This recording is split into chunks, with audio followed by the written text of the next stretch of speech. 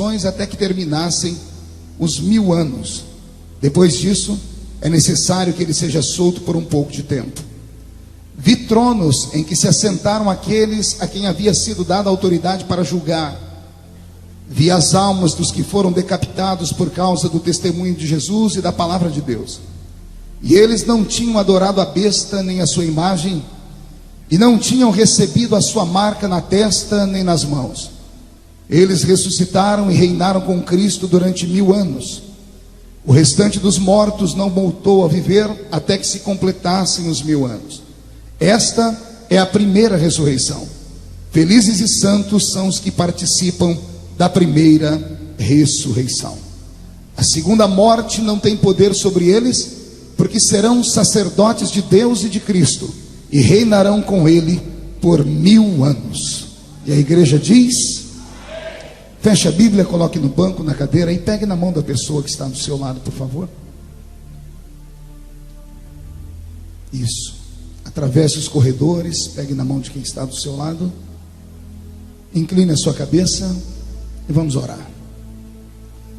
Meu Deus e meu Pai, eu te exalto nesta noite, porque a sua igreja entendeu a sua vocação. A vocação de, no dia de domingo, não ficarem trancados em casa, mas de romperem com os afazeres do dia a dia, atravessarem os bairros, as cidades e virem para o santuário te adorar. Quando fazemos isso, Senhor, estamos aqui com o coração aberto, te dizendo que nós cremos na sua morte e ainda mais na sua ressurreição. Porque foi num domingo como esse, Senhor, que o mundo se encheu de júbilo, quando pela manhã as nossas irmãs, ao se aproximarem da sua tumba, a tumba estava vazia e permanece vazia até hoje. Isso é sinal de que o Senhor ressuscitou, ó Pai. E se o Senhor ressuscitou, todas as palavras que estão contidas no livro sagrado, que nós chamamos de Bíblia, são verdadeiras e hão de acontecer. Na noite de hoje, faz cair sobre nós o temor da sua presença. Quando este culto terminar, ó Deus, que todos os que vieram saiam meditando, saiam ansiando pela sua volta, e saiam daqui fazendo a oração do Espírito Santo: Maranata, Maranata, ora vem, Senhor Jesus. Antes que eu comece a ministrar a sua palavra nesta noite, cerque esta igreja com a sua glória, e num raio de 5 quilômetros onde houver um demônio alojado, eu dou a esses demônios segundos para sumirem daqui, porque se não sumirem, serão queimados pelo poder da sua glória, que aqui será derramada. Rasgue sobre nós o céu e manda anjos de fogo descerem aqui. Que esses anjos desçam trazendo brasas de fogo nas mãos, comecem a esparramar estas brasas entre nós, e onde houver um crente cheio do Espírito Santo, move o céu sobre ele nesta noite, ó Pai. Senhor, eu quero ouvir nesta noite um coral de línguas estranhas nesta igreja. Quero ver lágrimas rolarem pela face dos seus filhos. Também quero ver sorrisos de alegria de saber que todos estão salvos. E quando o culto terminar, Senhor, sobrará para nós apenas um gostinho de quero mais. E assim iniciaremos amanhã uma semana cheia do seu poder e alegre por causa da sua presença. Fala conosco nesta hora, é o que eu te peço em nome de Jesus. E a igreja diz: tome o seu assento aplaudindo a Jesus, por favor. Quero que você olhe para o seu irmão e faça assim para ele, ó.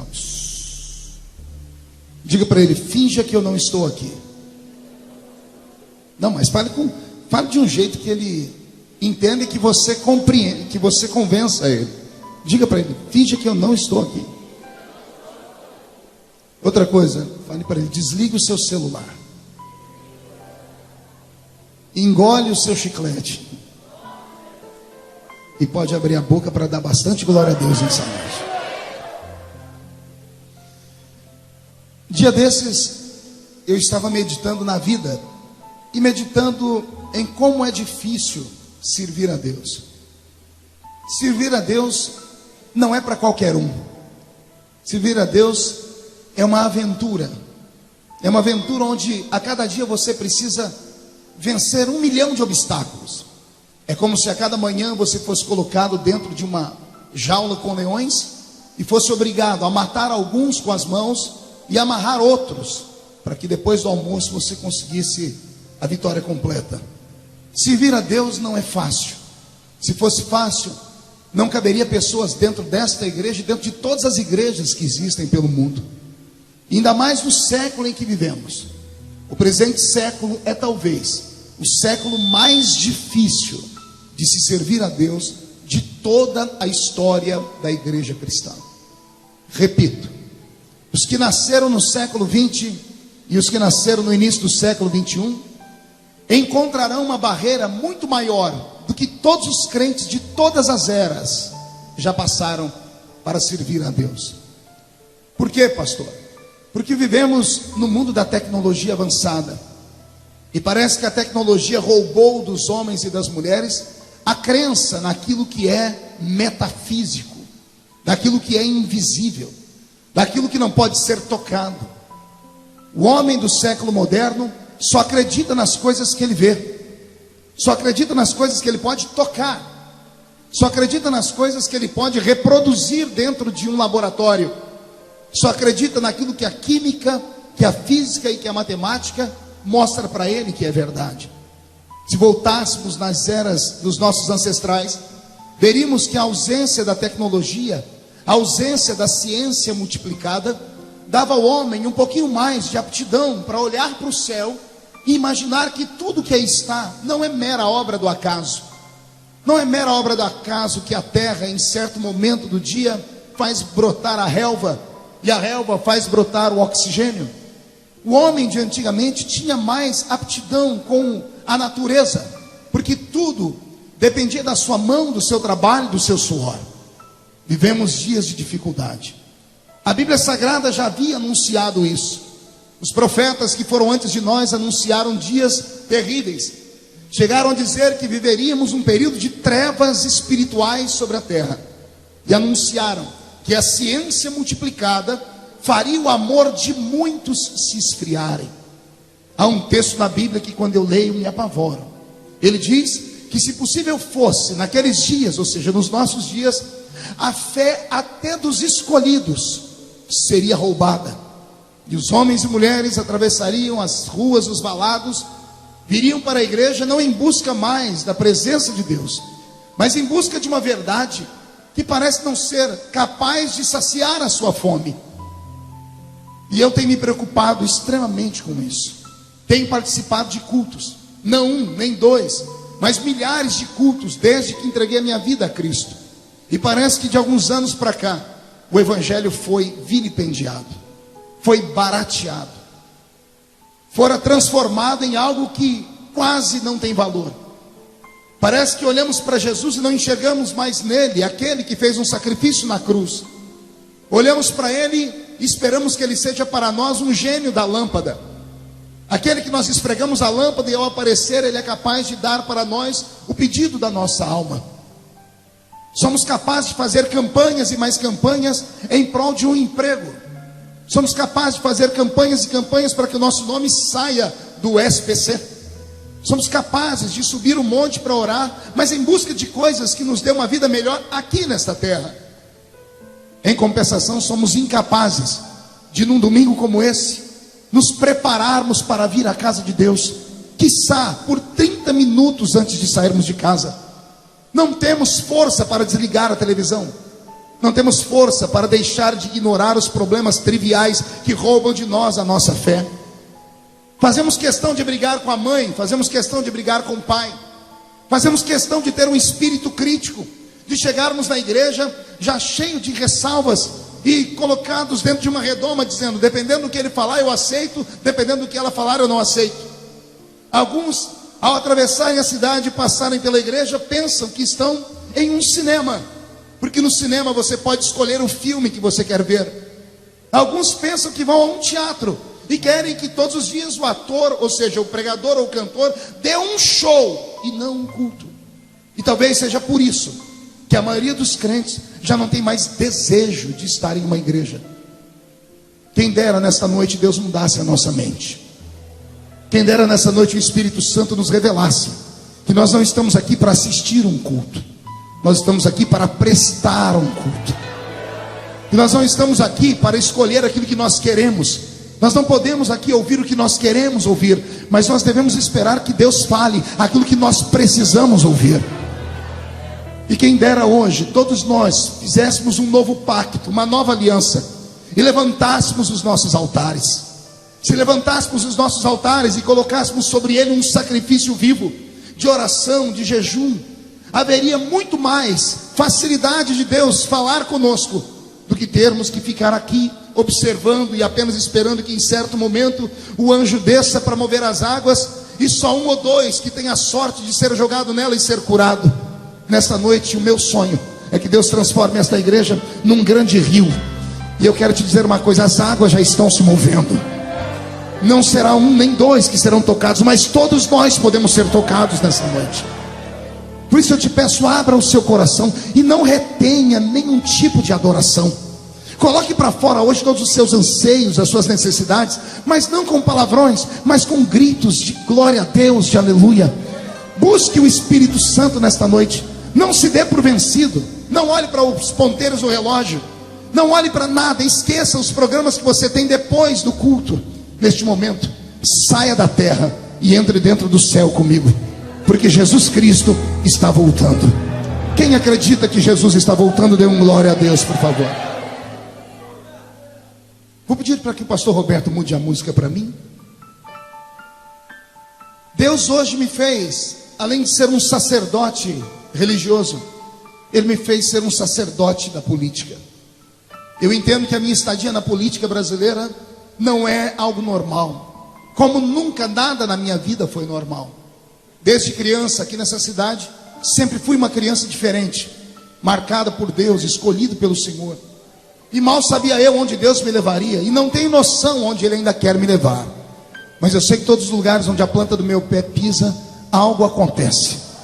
Acaba virando um rebuliço no reino espiritual. E eu não falo isso para me vangloriar, porque se você soubesse o peso que é carregar sobre os ombros uma geração inteira, e saber que pessoas dependem daquilo que você fala, daquilo que você faz, para poderem se nortear, é muito difícil. Mas uma vez dentro da política, por alguns meses, e isso aconteceu há 5, 6 meses atrás, eu cheguei a reunir o meu gabinete e disse para eles: eu vou abandonar a política. Chamei o meu mestre da política, que é o Dr. Bauer, os que trabalham comigo, o pastor Roberto, que me assessora em Brasília direto, o Wagner. Eu disse para eles: eu não sei o que estou fazendo na política, porque é tudo tão difícil, é tudo tão lento. O parlamento devia se chamar parlamento lento, porque tudo é lento, tudo lá é difícil. São 513 homens na casa menor, 81 na casa maior, que é o Senado, e ali são cerca de 600 cabeças que pensam o futuro do Brasil, pelo menos deveriam pensar. Mas na verdade somente 30 ou 40 fazem alguma coisa de fato, porque tem estrutura, tem know-how, tem dinheiro, tem conhecimento, e o restante vai agarrado àqueles que ali estão. É moroso o processo, é difícil, e ainda mais eu que sou imperativo. Cheguei a comentar com a minha equipe: se Deus não revelar o que eu vim fazer aqui por esses dias, eu vou abandonar a política. Cheguei a vir à igreja e pedir oração. Falei com a pastora Roseli, com o pastor Valdeci, saindo ali para aquela porta. Eu disse: se Deus não falar comigo por esses dias, eu abandono tudo isso. E de repente, da noite para o dia, Deus me coloca no olho de um furacão. Eu dormi, imagine você dormindo em uma praia, na beira da praia, tomando uma água de coco, um chapéu sombreiro sobre você, em paz. E você adormece. De repente você abre os olhos e acorda, você não está mais na praia, está dentro de um barco, no meio de uma tempestade, numa madrugada, sem remo, sem bússola. Foi isso que aconteceu comigo. E depois de 4 ou 5 meses, eu começo a entender todo o processo de Deus. Deus me colocou num lugar para enxergar algo que a igreja já não está mais enxergando. De que estamos só de passagem aqui. Que mais um pouquinho de tempo, e o que há de vir, virá, e não tardará. Eu preguei no mundo todo, ou boa parte dele. Nunca me ative para as coisas que nos cercam, porque a vida humana, ela é regrada e ela é regida pela política. E embora a política seja, parece que um antro de coisa ruim, não dá para viver sem ela. E pela minha vida toda como cristão, eu deixei a política de lado, nunca me envolvi com nada, pelo contrário, pregava contra ela. E hoje, graças à política, eu tenho informações que eu vou dar a vocês aqui, que me dá angústia, e o coração chega a bater forte.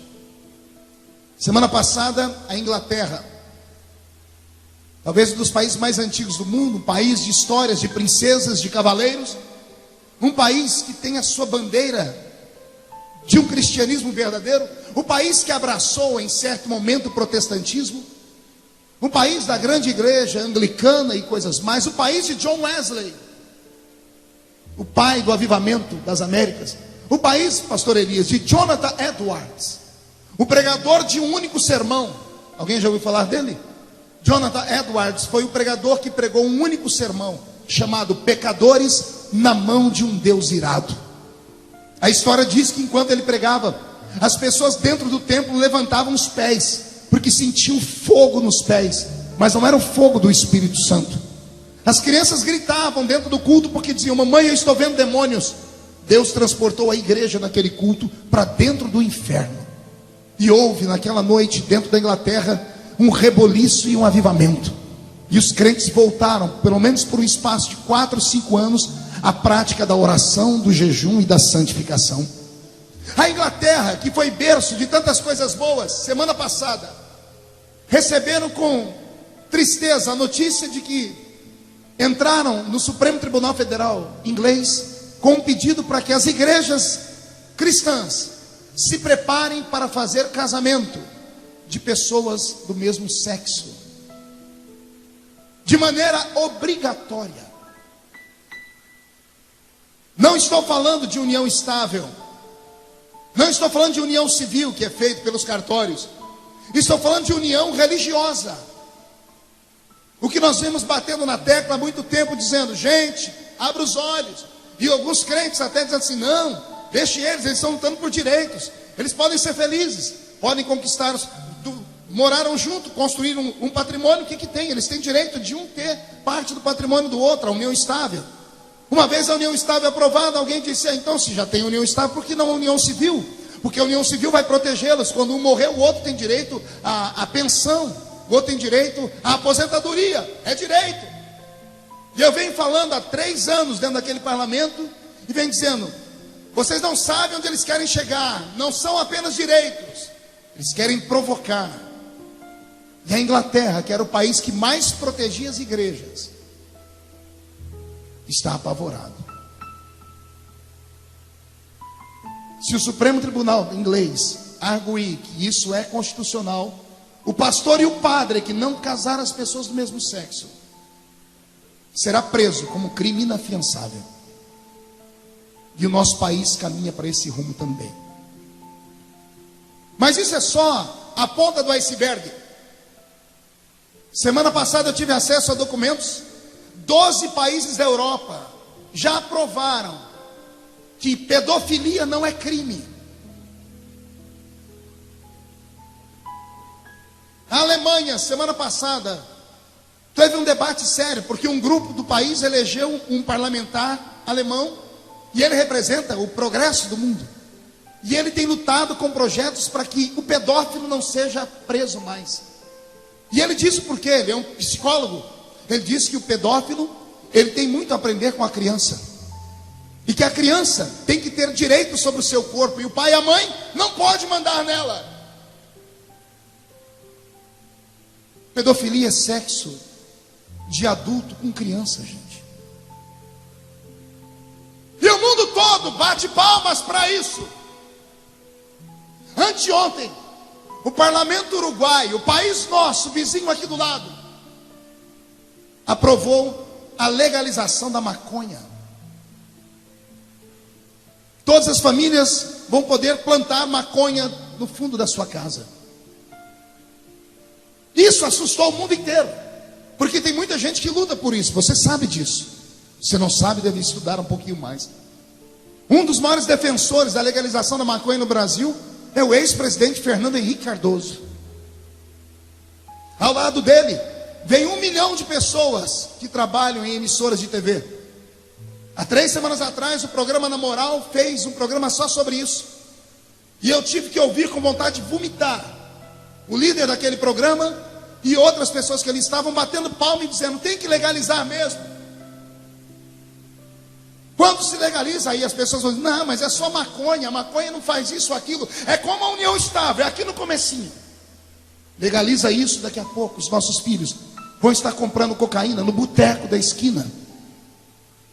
E o nosso mundo vai virar a cena de um filme daquele Resident Evil. Já viu o Resident Evil? Um monte de zumbis andando pelas ruas. Porque é isso que as drogas fazem com as pessoas. E o que me apavora é saber que o mundo inteiro assiste isso calado. Ninguém se revolta. Há cerca de 10, 12 anos atrás, houve uma novela brasileira chamada, se não me falha a memória, Selva de Pedra. Dentro da Selva de Pedra tinha um casal homossexual. 2 mulheres. Na primeira cena em que uma apareceu piscando para a outra, o Brasil se revoltou. Em 3 capítulos, as 2 sumiram da novela, provocaram um acidente, caiu a torre e matou as 2. Porque houve uma pressão da sociedade que dizia que aquilo não era lícito num país como o nosso. 12 anos depois, os crentes ficam em casa assistindo a novela e morrendo de dar risada. E alguns até dizendo: tadinho do Félix, o pai dele é um grosso que não entende o coração dele. 12 anos depois, a igreja do Senhor, que deveria protestar contra o pecado, aprova e recebe de bom grado. Eu estou te dando notícias de última hora, de 2 semanas. Meu corpo se arrepia e a minha alma dá vontade de chorar, porque eu quero saber quais serão as notícias daqui para frente. O mundo jaz no maligno. O espírito do anticristo vem sobre nós na força de um tsunami espiritual. Satanás está varrendo o planeta Terra. Satanás está entrando dentro das nossas casas, nas cidades, nas vilas, na cultura, no governo do mundo. E a igreja, que é o único órgão oficial do céu na terra, repito, a igreja é o único órgão oficial de Deus na terra. Ela que tem que dar vazão e mudança na sociedade. A igreja que provoca mudança nos valores e nos costumes. A igreja está sendo escamoteada, está sendo jogada para escanteio. E em nome de um Estado laico, porque esta é a palavra mais bonita que as pessoas escutam. Meninos de escola, aprendam isso, que isso aí vai virar debate na classe de vocês. O Estado laico. O que é o Estado laico, pastor? É um Estado sem religião oficial. Concordo. Porque nenhuma religião pode ser a religião oficial de um país, senão não há liberdade. Porque todas as pessoas têm liberdade de escolher o seu caminho. O próprio Deus deu ao homem liberdade de escolher o seu caminho. Então a laicidade significa que o ser humano pode escolher a religião que ele quiser, e o Estado vai dar ao ser humano a proteção. Nós estamos aqui hoje nesse culto protegidos pela lei. Sabia disso ou não? Semana retrasada eu prendi 3 pessoas num culto lá em Santarém, no Pará. Estávamos em 40 mil pessoas louvando a Deus na rua, e entrou um monte de meninos lá com a bandeira desse movimento esquisito e começaram a gritar no meio do culto.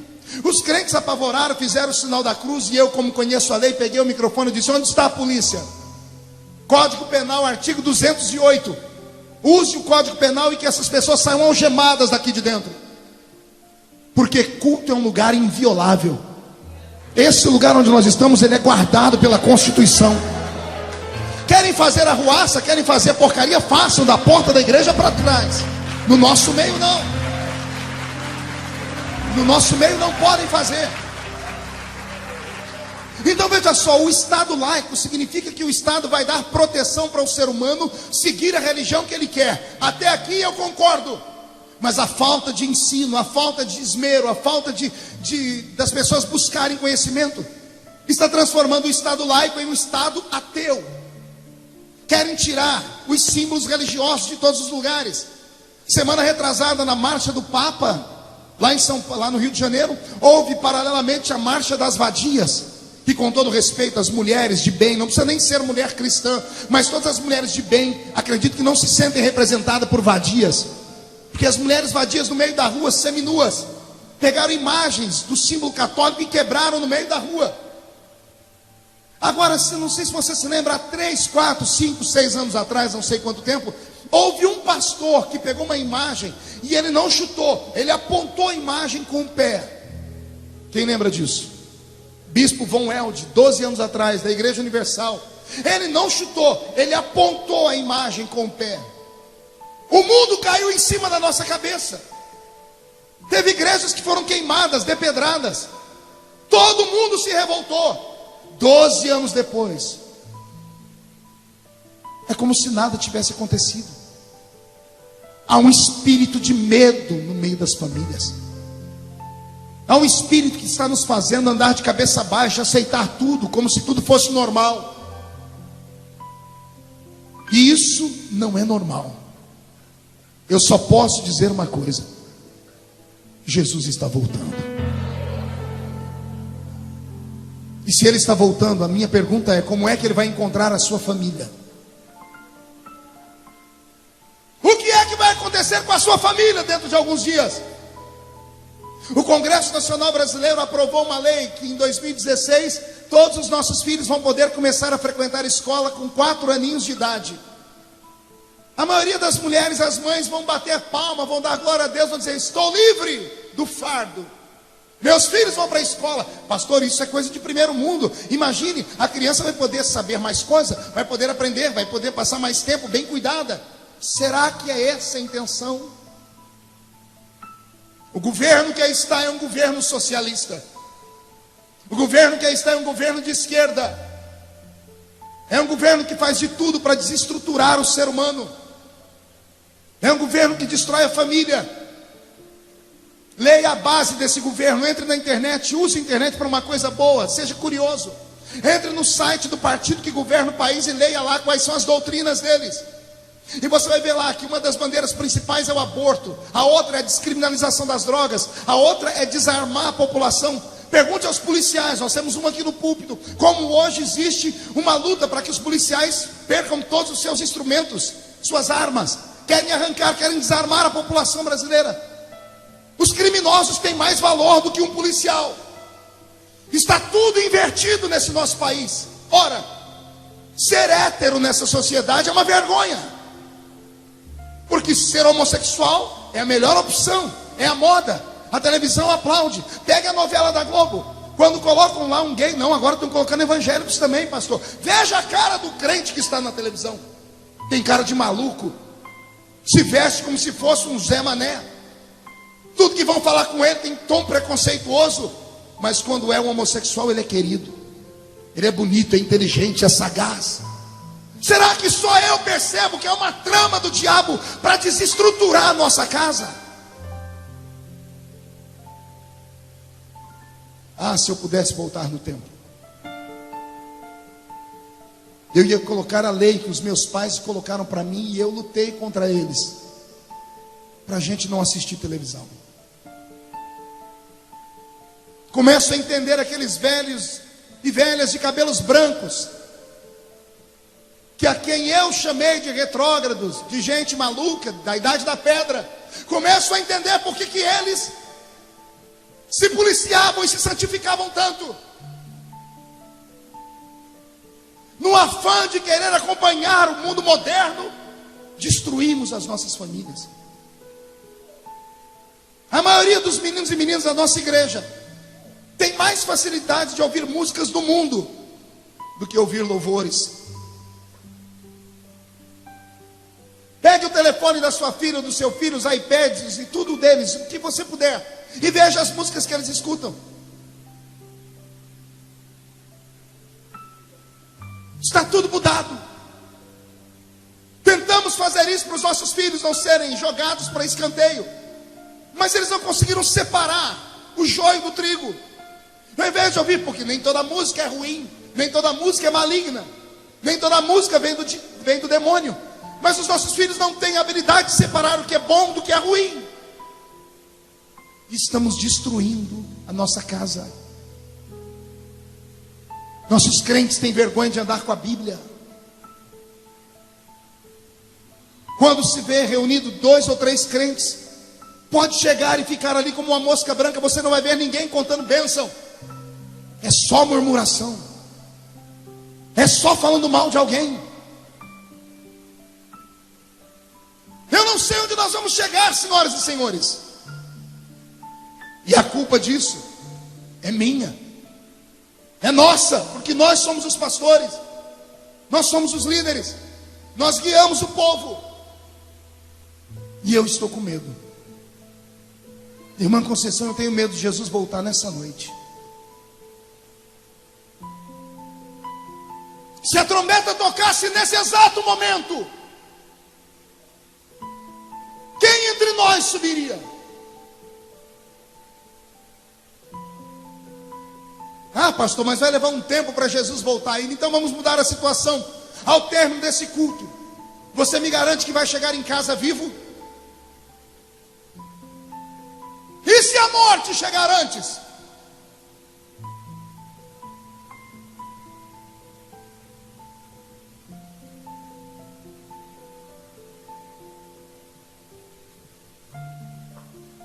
Reflita. Isso aqui não é um lugar de brincadeira. Nossos crentes vão à igreja quando dá na cabeça deles. Ah, hoje eu vou, amanhã eu não vou. Hoje eu puxei a orelha de um amigo muito próximo. Falei para ele, por que você não foi na igreja domingo? Ele sorriu, eu não fui. Por que não? Não tem explicação.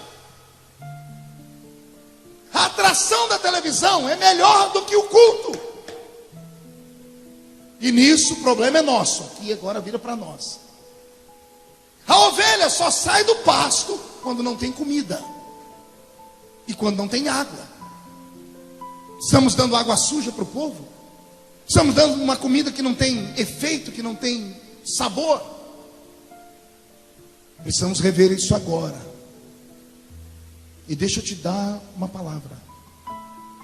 Essa história de que Jesus aceita o ser humano de qualquer jeito é conversa para boi dormir. Crente que não toma Santa Ceia não vai para o céu. E isso não é coisa minha, é doutrina bíblica.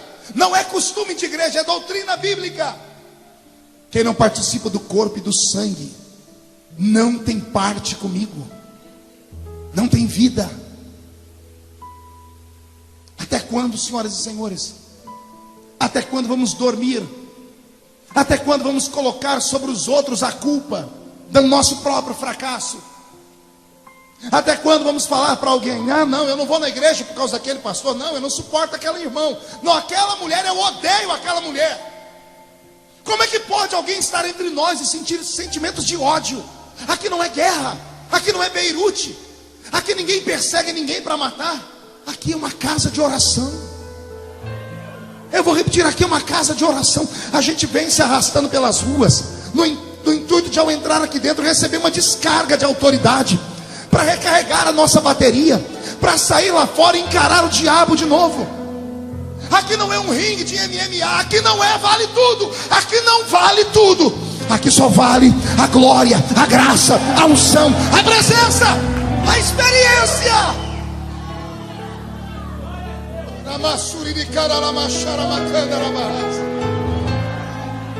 Sabe o que vai acontecer com você que não vai à igreja nenhuma? Você vai se transformar no pior ser humano do mundo, porque você conhece e não pratica. O diabo vai fazer a sua mente endurecer, os seus ouvidos vão criar comichões, e daqui a pouco para você tudo será da base do relativismo, porque essa é a doutrina do mundo moderno. Depende, pastor, depende do ponto de vista que você vê. Não depende de ponto de vista, porcaria nenhuma. Depende de entrega, depende de paixão, depende de vida, de experiência. Isso aqui não é uma reunião de loucos, não loucos no sentido que o mundo pensa, é uma reunião de loucos apaixonados. Isso aqui tem que ser uma reunião de gente que quando entra aqui dentro diz assim: Jesus, eu quero ver o Senhor custe o que custar.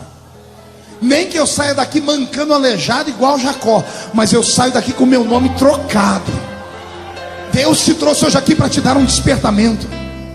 Eu li um texto do Apocalipse. Estamos distante desse texto, acredito. Mas Jesus em breve vai fazer esse texto acontecer. Para que esse texto aconteça, é primeiro necessário que a trombeta toque. Para que a trombeta toque, a igreja tem que fazer a sua parte, evangelizando o mundo. Enquanto nós não anunciarmos Jesus como Salvador, Ele não voltará. Enquanto o seu vizinho, seu amigo de escola não saber quem é Jesus, Jesus não voltará. O evangelho do reino tem que ser anunciado. E aqui vem a minha preocupação. Tecnologia. Eu não ensino sobre Jesus para o meu amigo, você não ensina para o seu. Aí a internet ensina e mostra um Jesus que não é o nosso. Mostra um Cristo que não é o nosso. Eu tive acesso há poucos dias atrás a uma conversa com um bruxo, e ele me disse que o maior polo de evangelização de bruxaria do mundo é a internet. Sabia disso? Você não sabe o que seus filhos ficam fazendo a madrugada inteira na internet, Facebook e um monte de coisas que são compartilhadas. Está sendo disseminado pela internet um evangelho desgraçado, um evangelho que não é o nosso, porque nós não falamos do Cristo verdadeiro. A internet mostra um Cristo fajuto, mostra um Cristo que até tendências homossexuais tem. Tem Jesus para tudo quanto é gosto na internet. Precisamos acordar, senhoras e senhores. Nós temos na mão um livro. Não podemos trocar esse livro. Eu vou falar de novo. Isso não é só um livro, é uma bússola. Isso não é só uma bússola. Isso aqui é a minha enxada, é a minha ferramenta. Não é só uma enxada, é o meu alimento diário. Se você não come a palavra, você fica fracassado. Se você não se alimenta de Deus, você nunca vai sentir Deus. É por isso que alguns crentes desistem de Deus, desistem da igreja, porque eles estão tão fora de Deus que não sentem mais nem a necessidade de estar perto dele. Deus nessa noite quer nos preparar para o arrebatamento da igreja. E vai acontecer. Dada a palavra de ordem, o mesmo Senhor descerá do céu com alarido e voz de arcanjo. Os que morreram em Cristo ressuscitarão primeiro.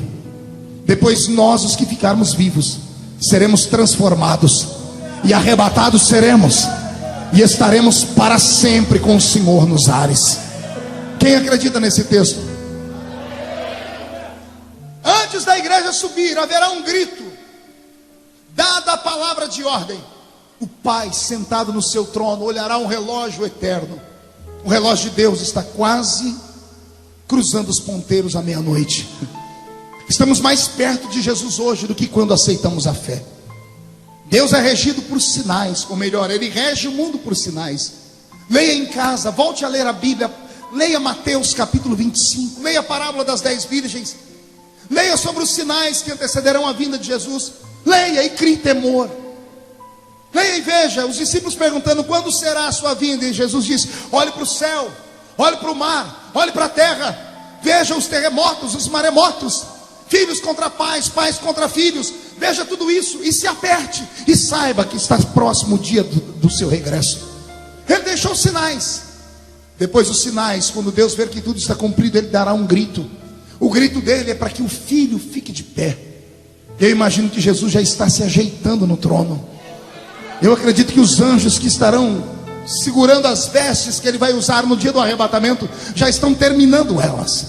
Quando o pai olhar para o filho e dar a palavra de ordem, a Bíblia Sagrada diz: e dada a palavra de ordem, o mesmo Senhor descerá do céu com alarido. Diga comigo: alarido. Não ouvi alarido? Pergunte a mim o que é um alarido, pastor. O alarido é um grito. É um grito que toda a humanidade deveria ouvir, mas não vai ouvir. Apenas se ouvirá esse grito lá no Oriente Médio, somente entre os descendentes de Abraão. Só os judeus ouvirão esse grito, porque é a forma deles saberem que o Messias que eles mataram era o verdadeiro Messias. Quando Israel for atingido por esse grito, começa um colapso no mundo, porque eles começam a chorar, começam a gemer. E no meio do gemido e choro deles, a igreja começa a ser preparada. Dada a palavra de ordem, o mesmo Senhor descerá do céu com alarido e voz de arcanjo. O arcanjo dará um grito no céu, dizendo: já estou preparado. Levantará uma trombeta brilhante. uma trombeta que está sendo polida todos os dias. Eu não sei qual será a nota musical daquela trombeta, mas eu sei que será bela, pastor Evandro.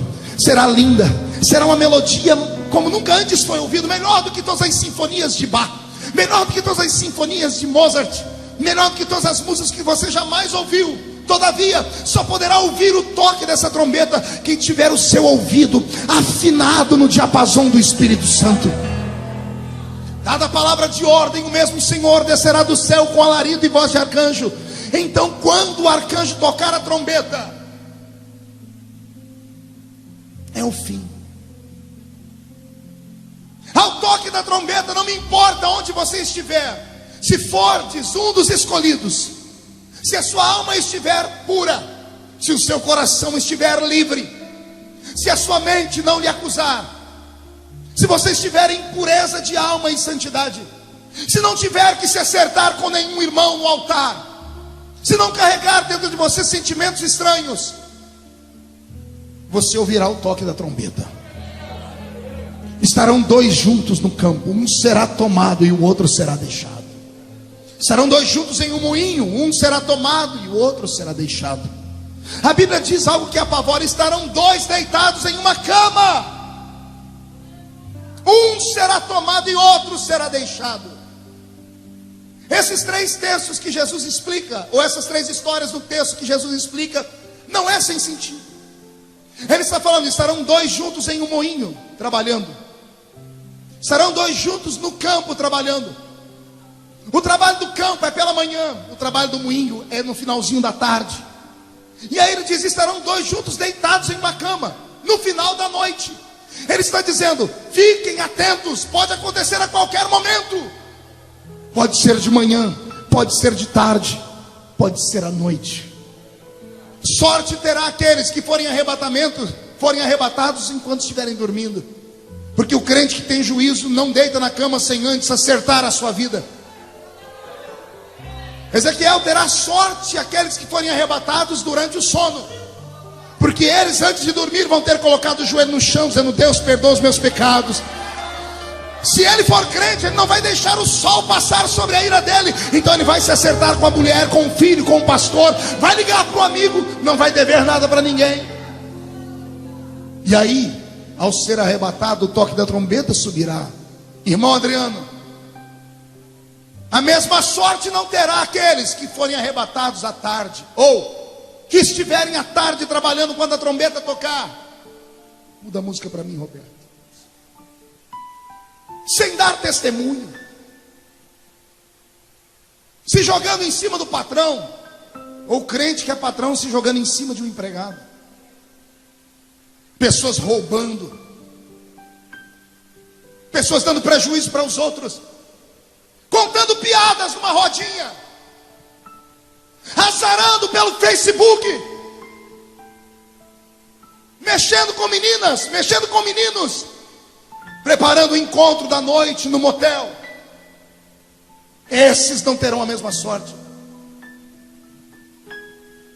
E toda a vida que eles tiveram com Deus não valeu nada. Nada. Foi uma mera fantasia. Porque estiveram com Deus e não aprenderam nada com Ele. Estiveram em uma igreja e não aprenderam nada sobre fé. Mas o pior e mais triste será aqueles que estarão em casa. Porque Jesus disse: estarão famílias reunidas, um será tomado e outro será deixado. Eu me emociono. Famílias inteiras que estão aqui serão divididas no dia do arrebatamento. Maridos subirão, mulheres ficarão. Mulheres subirão, maridos ficarão. Pai e mãe subirão, os filhos ficarão. Subirão os filhos, ficarão os pais. Porque moram no mesmo lugar, mas não comungam da mesma fé. Levam o evangelho de qualquer jeito. Empurram a sua fé na base de qualquer maneira. Jesus está voltando. Os que morreram em Cristo ressuscitarão primeiro. Oh, esperança bendita. Oh, esperança linda. Aqueles que me ensinaram a fé e que já deitaram, que já estão nos elíseos do Senhor, ressuscitarão de suas tumbas. O mar será obrigado a devolvê-los, aqueles que morreram lá. A chama das inquisições será obrigada a devolver os crentes que foram queimados. As arenas do Coliseu Romano serão obrigados, no meio da areia, a devolver os seus mortos. Porque o crente não será esquecido. Os que morreram em Cristo ressuscitarão primeiro. Agora respire fundo. E depois nós, os que ficarmos vivos, seremos transformados.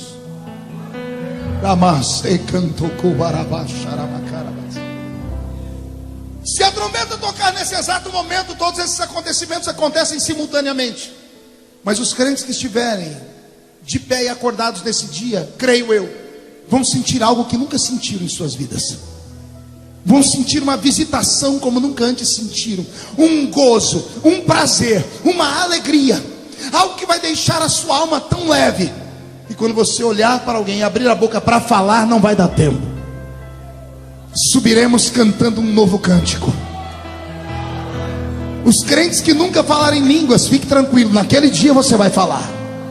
Subiremos falando um novo cântico, o cântico dos anjos. Quando olharmos para o céu, veremos o Senhor lá de braços abertos nos esperando. Seremos levados para um ambiente diferente. Milhares, crentes vindo de todas as partes, de todas as eras, homens, mulheres, jovens e crianças. Subiremos ao lado de Abraão, Isaac e Jacó. Veremos Lázaro. Estaremos ao lado de um cego Bartimeu. Conheceremos Esther. Andaremos ao lado de Mardoqueu. Veremos o profeta Natã. Ouviremos o rei Davi. Estaremos todos subindo em miríades e miríades de santos.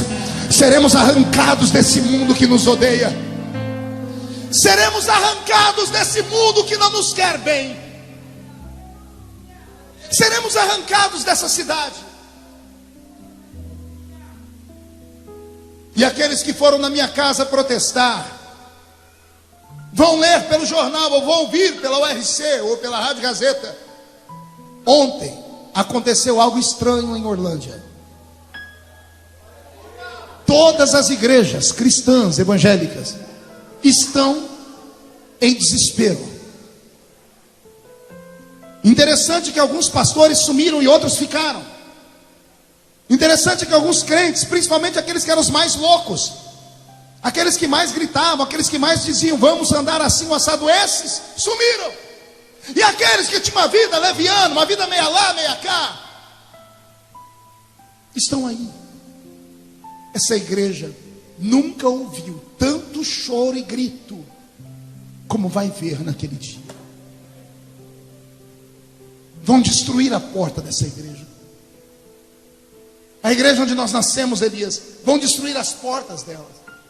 Porque todas as pessoas que tiveram contato com o evangelho como o nosso, todas as pessoas que ouviram falar de crentes, e tiveram a oportunidade de ouvir uma palavra, sabem que nós pregamos que um dia nós vamos sumir desse mundo.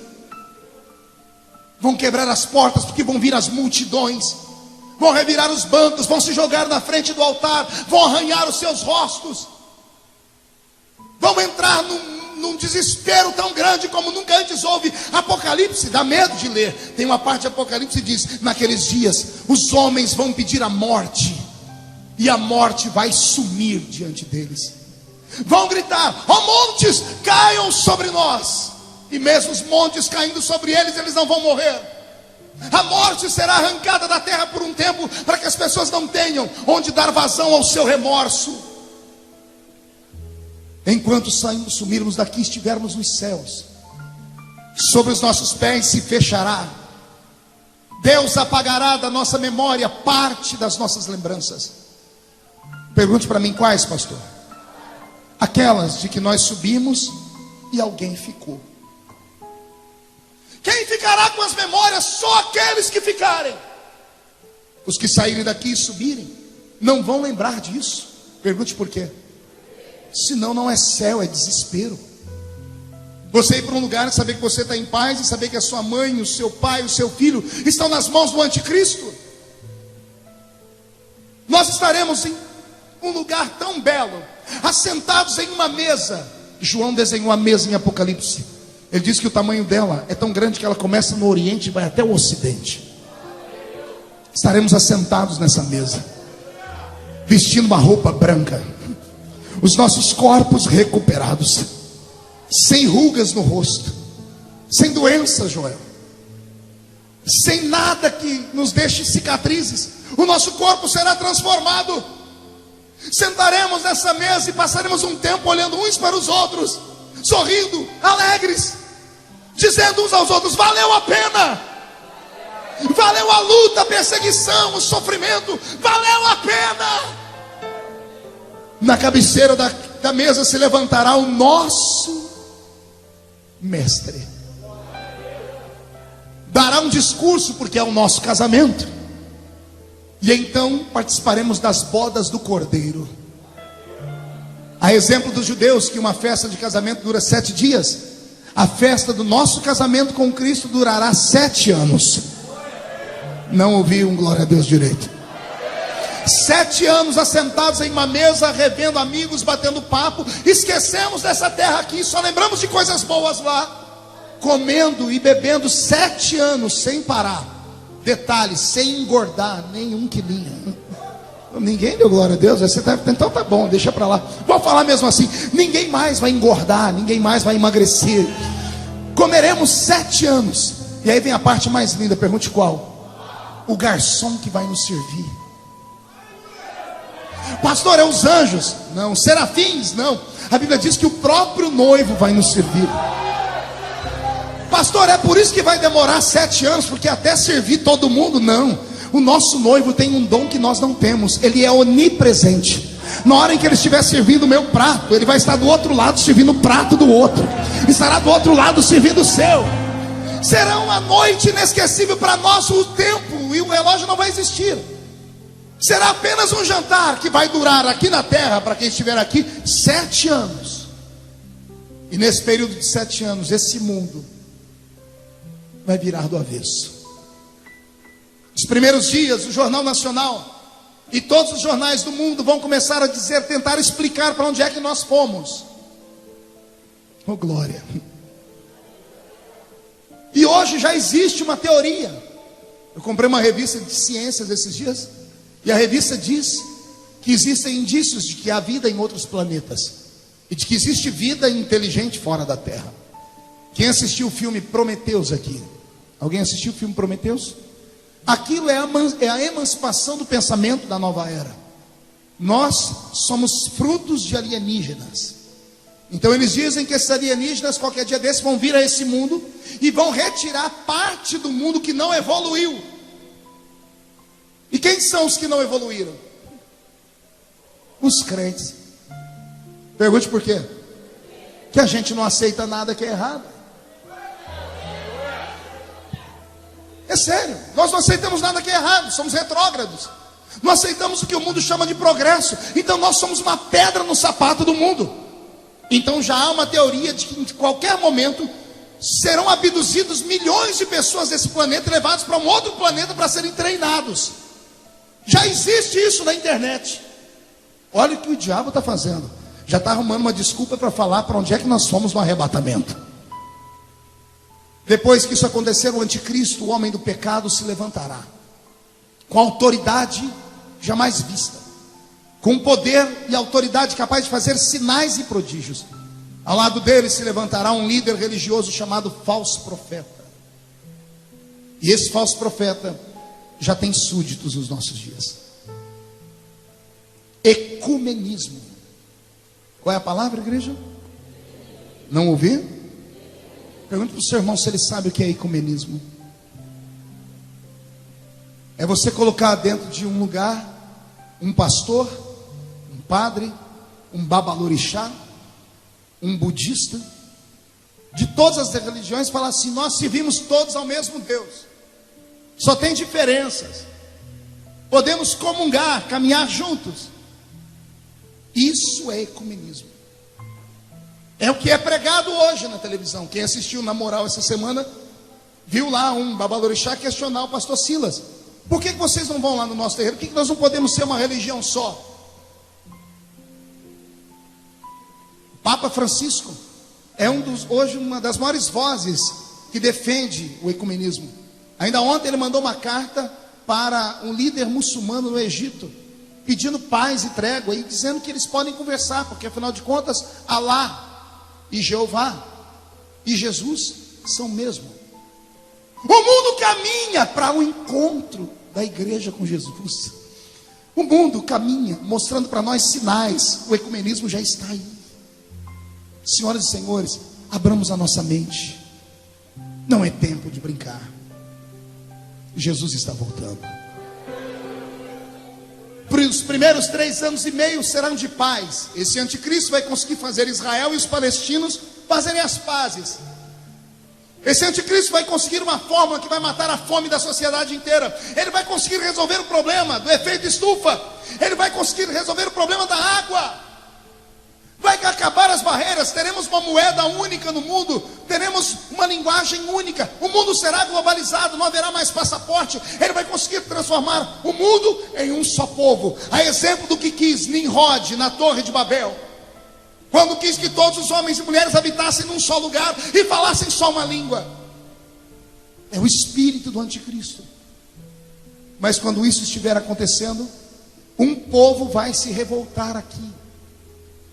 Pergunte quem? Os desviados. Os que não subiram conosco. Os que não foram para o céu conosco. Eles vão se levantar e serão uma pedrinha no sapato do reino do anticristo. Só que esses vão clamar e não vão ter liberdade. Esses vão pedir ajuda e a ajuda não vai vir. Terão que dar a sua vida. Vão morrer decapitados. É o texto do Apocalipse 20 que eu li. Vão morrer, serão assassinados, serão jogados nas ruas, a exemplo dos demais. Vão ser chamados de pessoas que querem ir contra o governo. O mundo virará um inferno. E nós estaremos no céu cantando. O anticristo baixará uma lei dizendo que todos os homens e mulheres que quiserem comprar e vender vão ter que ter um sinal, ou na mão direita ou na testa. Um chip será implantado na mão das pessoas, ou na testa das pessoas. Procure na internet, já existe isso nos Estados Unidos da América. Um chip, uma pequena plaquinha que mal pode ser vista. Dentro dele há um GPS, eles sabem onde você está. Dentro dele existem códigos. Tudo será eletrônico. O profeta que previu isso há 2000 anos atrás, quando não havia nem luz elétrica. E a Bíblia Sagrada fala desses sinais. Já está acontecendo. E a igreja não se percebe. Quando tudo estiver terminado, o único povo que se levantará contra o anticristo como nação será Israel. Qual o nome do povo?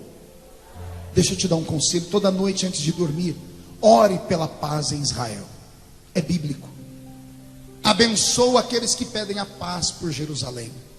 Deus ama aquela terra. Deus ama aquele povo.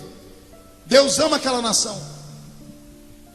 E nesses dias eles se levantarão, porque esse anticristo vai querer colocar uma imagem dele dentro do templo que será levantado em Israel. E os judeus não adoram outro Deus, não aceitam imagens, estão curados. Foram curados por Deus no cativeiro babilônico. No cativeiro de 70 anos em Babilônia, Deus arrancou toda a idolatria do povo judeu. O judeu só adora um Deus, aquele que está nos céus. Quando isso acontecer, o mundo todo se revoltará contra Israel. Há um vale em Israel chamado Vale de Jezreel. O ano que vem nós vamos fazer uma caravana e alguns crentes daqui vão comigo lá. Lá em Israel, vamos lá, em loco. Há um vale gigantesco chamado Vale de Jezreel, também chamado Vale do Armagedon. Aquele vale será tomado por homens que virão do mundo inteiro para cercarem os flancos de Israel, para destruir Israel com seu armamento bélico. O mundo todo vai tentar provocar a terceira guerra mundial. O mundo contra os judeus. Quem vai apoiar os judeus esses dias, pastor? Os desviados que estiverem aqui. Quando todo o armamento do mundo estiver contra os judeus, quando Israel estiver para ser apagado da terra, cumprir-se-á os 7 anos da profecia. Antes de Israel ser exterminado, as bodas do Cordeiro terminam. Jesus olha para nós assim: é chegada a hora. Levantamos da mesa, a mesa desaparece. Recebemos o poder de voar. Lá na frente daquele batalhão veremos um cavalo branco, e o nosso Salvador vai se assentar sobre ele. E quem não acredita nisso, leia o livro que antecede o Apocalipse, o livro de Judas. E lá no livro de Judas você vai ver assim: e assim profetizou Enoque, o sétimo depois de Adão: eis que é vindo o Senhor com milhares dos seus santos. Enoque, lá no Gênesis, viu a nossa vinda vitoriosa. Ele não fala de anjos, fala de santos, somos nós. Estaremos atrás do Mestre. Abrir-se-á no céu uma ruptura, haverá uma separação entre dimensões. A Bíblia diz que é como um relâmpago que sai do Oriente e se mostra no Ocidente. Vai se rasgar em dois, vai se abrir uma cortina que ninguém vê. E quando os homens olharem para cima, vão ver milhares de crentes. Na frente, o Senhor sentado no seu cavalo. Nesse dia, todas as filmadoras estarão filmando Israel preparados para a guerra. Os cinegrafistas, como está a Ana ali, estão filmando a guerra. E alguém do lado: querido, bata no ombro da Ana, por favor. Bata no ombro da Ana. Ana, olhe para ele, pergunte o que é. Aponte para o céu, diga: filme lá, filme lá. Quando as câmeras men filmarem o céu, o mundo vai entrar em desespero. William Bonner, CNN, todo mundo vai entrar aos gritos dizendo assim: o mundo está sendo atacado por alienígenas. O céu está tomado por seres de outro espaço. E de fato serão seres de outro espaço. É aí que se cumpre a palavra que diz que naquele dia todo olho o verá. O arrebatamento da igreja se dá em duas fases. Na primeira fase, ele vem como ladrão da noite. Lembra que Jesus disse: se o pai de família soubesse a que hora o ladrão viria, ele não deixaria ser roubado. Então a primeira fase é aquela fase do arrebatamento que eu disse: nós seremos arrebatados num abrir e piscar de olhos, 7 milésimos de um segundo. Será invisível, ninguém vai ver nada, nós desaparecendo e indo para lá.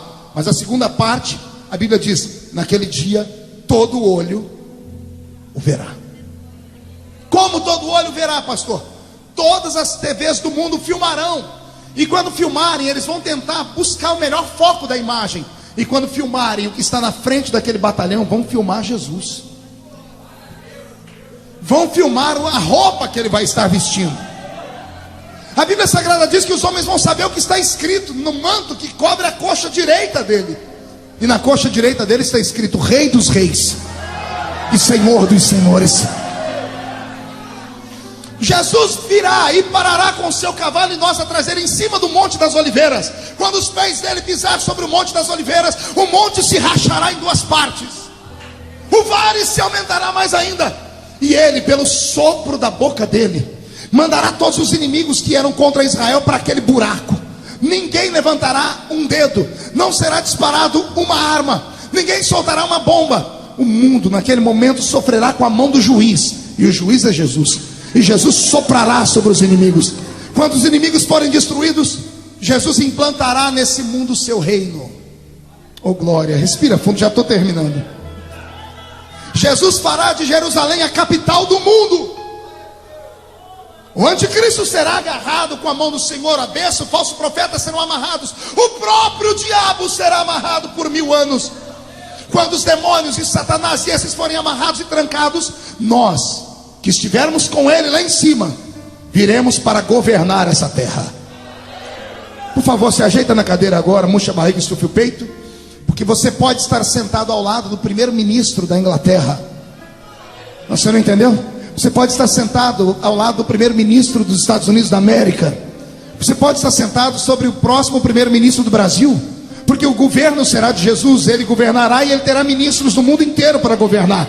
Você está sentado perto da pessoa que vai administrar o estado de São Paulo, Minas Gerais, eu não sei qual. A Bíblia diz que naquele dia seremos reis e sacerdotes do Senhor. Quem está preparado para isso? Então levante a mão direita, por favor, agarre o ombro do seu irmão, chacoalhe ele até ele ficar irritado. Por favor, tira alguém do lugar aí. Isso, não, mas faz com força. Diga: você está entendendo isso? Diga: Jesus está voltando, e Ele hoje está sacudindo a sua vida, está sacudindo a sua família, está sacudindo a sua fé. Esta é a igreja do arrebatamento. Só quem vai ser arrebatado não dá um grito, não, dá um berro de glória a Deus nesse lugar.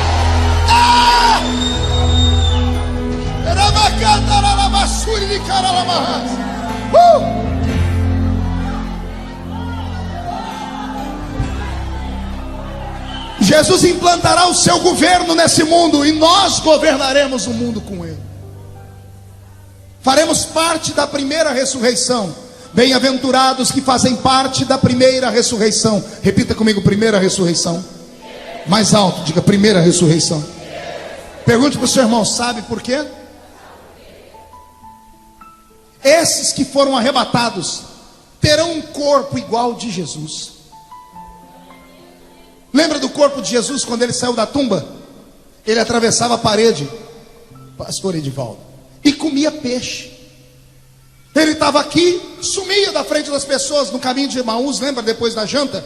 Quando ele deu graças, os discípulos olharam: cadê Jesus? Sumiu. O corpo da igreja será como o dele.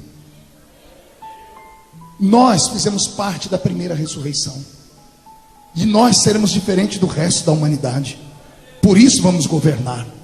E tudo isso que eu estou pregando não é conto de carochinha, não é ficção,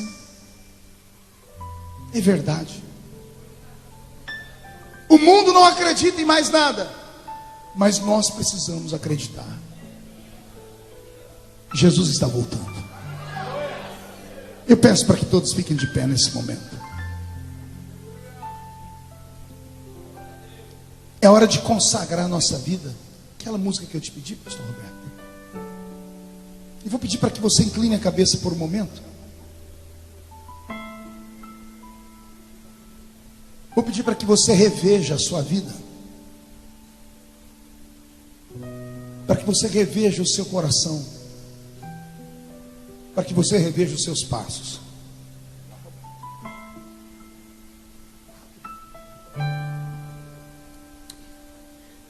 Tua palavra escondi, guardada no meu coração,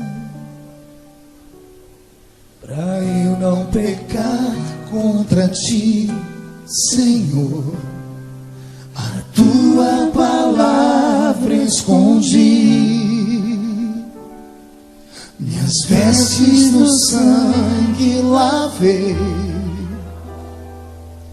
e das tuas águas bebi, para ser uma oferta agradável a ti. Minha vida a ti consagrei. Meus dons e talentos são pra te servir. Meus dons preciosos são teus. Não vejo razão na minha vida sem ti. Tu és meu Senhor e meu Rei. Assim como o fogo refina o ouro, vem tua obra em mim completa, até que o mundo possa ver tua glória em meu rosto brilha.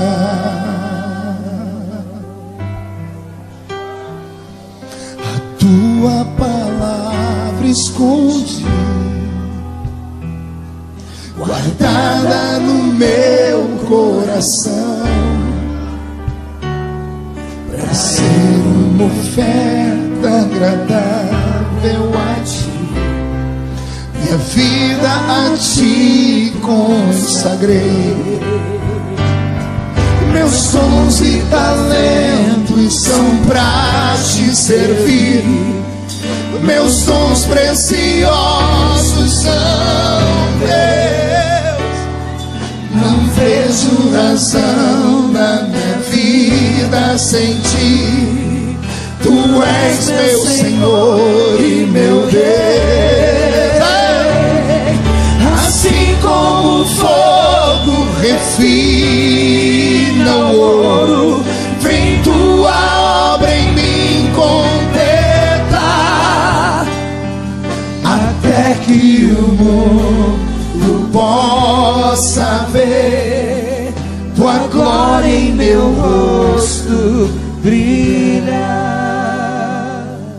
de cabeça baixa, eu quero fazer 3 convites. Não faço como pastor, eu faço como seu irmão. O primeiro é para homens e mulheres que estão afastados do Evangelho. É para gente que já cantou, já pregou, já sentiu, já falou em línguas,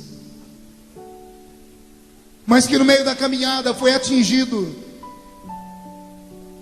ficou magoado, foi entristecido, saiu da presença de Deus.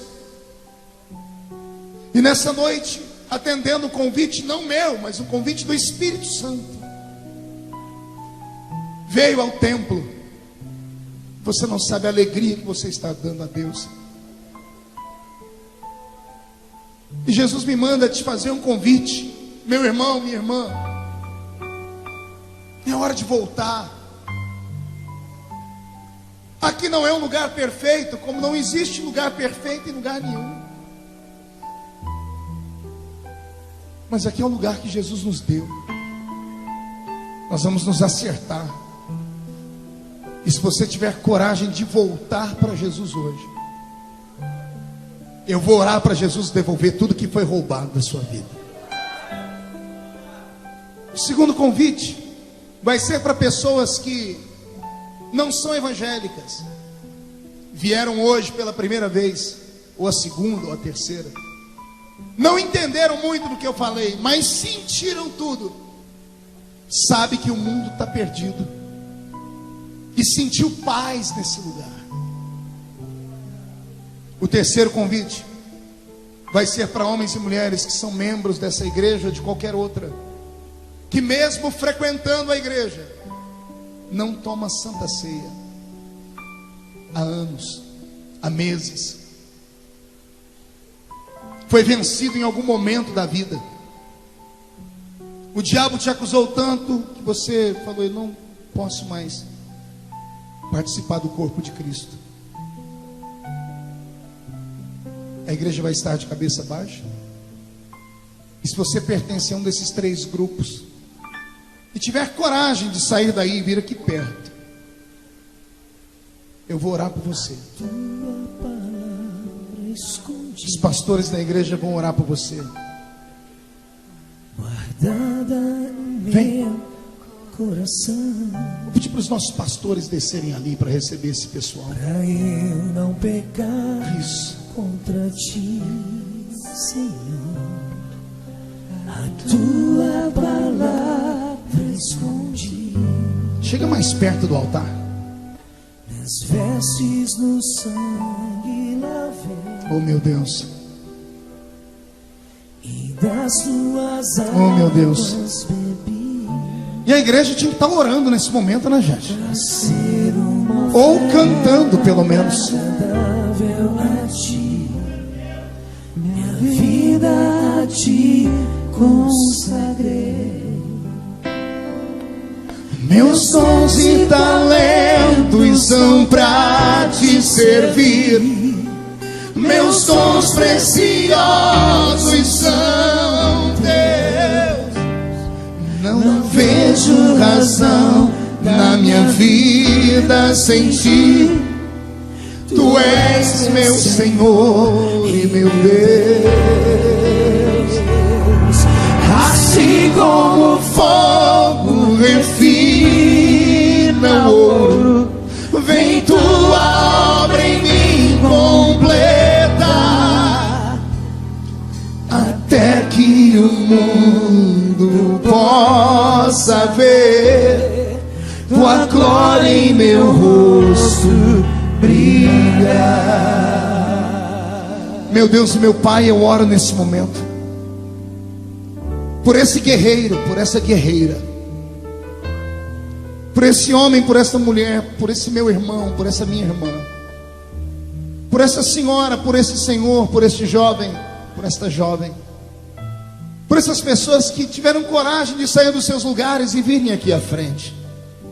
Os olhos humanos não podem ver o que está acontecendo, Pai, Mas nesse momento há uma cachoeira aberta sobre eles.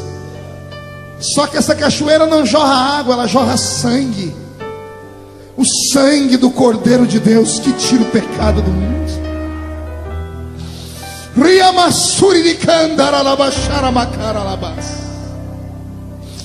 O seu sangue começa a purificar, ó Pai. O seu sangue começa a lavar nesta hora. Vai arrancando o ódio, a mágoa, a tristeza, o desespero, a angústia. Vai arrancando o que não presta. E vai devolvendo para eles a certeza da salvação, os dons do Espírito Santo. Todos os dons que foram roubados estão sendo devolvidos. Todos os pecados estão perdoados. O nome deles permanece no livro da vida do céu. E neste momento, ó Pai, eu profetizo que se a trombeta tocar agora, esses que vieram à frente vão primeiro do que nós, porque eles estão nascendo de novo no altar, estão derramando-se no altar. Pai, eles precisam de um milagre, como nós também precisamos. E por isso, Pai, eu abençoo a vida deles em nome de Jesus. E a igreja diz...